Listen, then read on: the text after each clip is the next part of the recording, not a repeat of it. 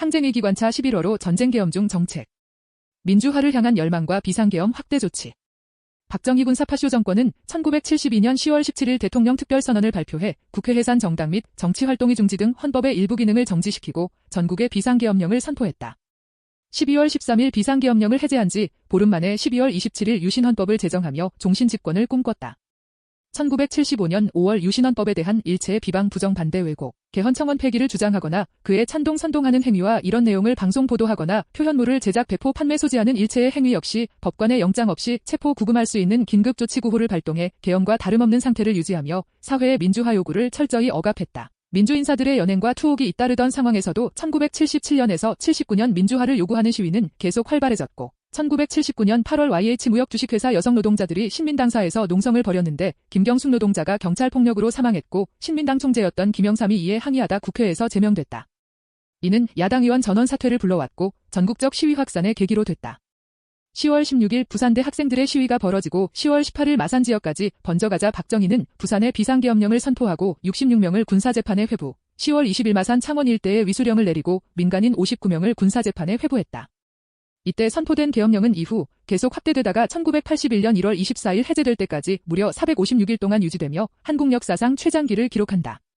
한편 시위는 부산 마산에서만이 아니라 서울 등 전국적으로 벌어졌고 따라서 박정희는 부산 마산에서만이 아니라 서울에서도 계엄을 검토하고 군대를 투입하려 했다.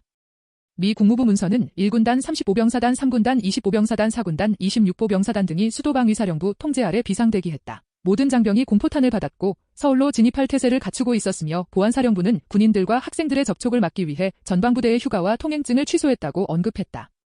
군사파쇼에 대한 저항이 폭발적으로 고조되며 민중항쟁이 예견되는 상황에서 10월 26일 박정희는 중앙정보부장 김재규에 의해 피살됐고 10월 27일 비상계엄령은 제주도를 제외한 전국으로 확대됐다. 전날인 10월 25일 배시 미 육참차장은 만약 한국에서 특별한 사건이 발생해도 미한 관계에는 변화가 없다며 박정희의 부재를 암시했다.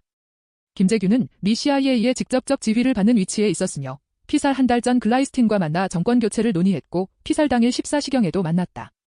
10월 31일 벤스 미 국무장관은 기자회견에서 박정희의 후계자를 선정할 때 미국의 상담을 요청하면 주저하지 않고 의견을 말하겠다고 내정 간섭 의사를 노골적으로 드러냈다.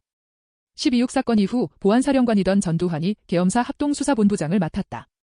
12월 12일 전두환은 계엄사령관으로 된 정승화를 김재규의 내란에 방조했다는 혐의로 대통령 제가 없이 체포했다.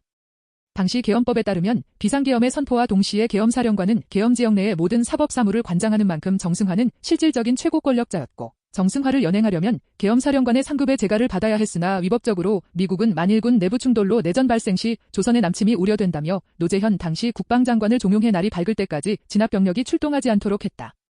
미국의 비호 아래 전두환을 중심으로 한 신군부 세력이 권력을 장악했다. 민중의 반발이 심화되자 비상계엄을 1980년 5월 17일 제주도를 포함한 전국으로 확대했다.